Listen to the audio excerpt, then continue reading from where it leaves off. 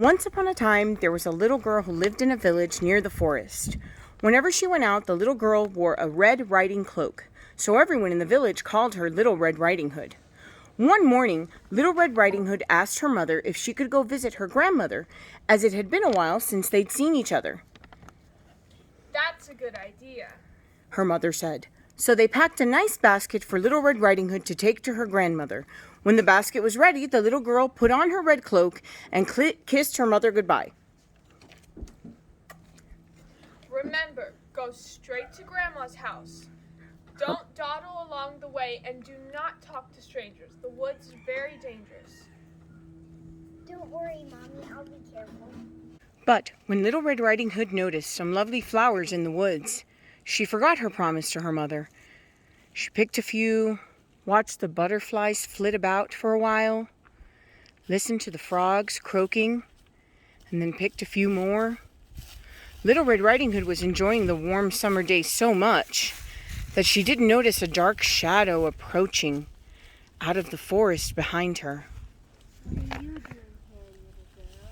"I'm on my way to see my grandma." Then she realized how late she was and quickly excused herself, rushing down the path to her grandma's house. The wolf, in the meantime, took a shortcut.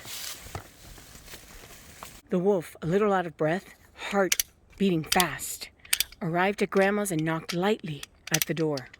"Oh, thank goodness, dear. I was worried sick. I thought something happened to you in the woods." The wolf let himself in. Poor Granny did not have time to say another word before the wolf gobbled her up. The wolf let out a satisfied burp and then poked through Granny's wardrobe to find a nightgown that he liked. A few minutes later, Red Riding Hood knocked on the door. "Who is it?" "It's me, Little Red Riding Hood." "Oh, how lovely. Come in, dear." When Little Red Riding Hood entered the little cottage, she could scarcely recognize her grandmother. "Grandmother, your voice sounds so odd." "Oh, I just have a smidge of a cold." "But Grandmother, what big ears you have." "They're better to hear you with, dear." "But what big eyes you have." "They're better to see you with, dear." "But what big teeth you have." you with. Too late.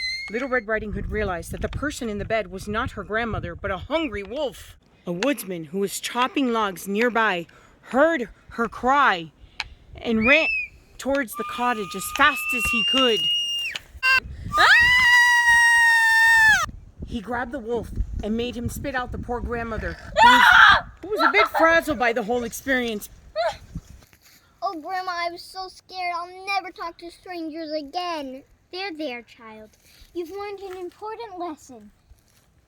Goodness, you shouted loud enough for that kind woodsman to hear you. The woodsman knocked out the wolf and carried him deep into the forest, where he wouldn't bother people any longer.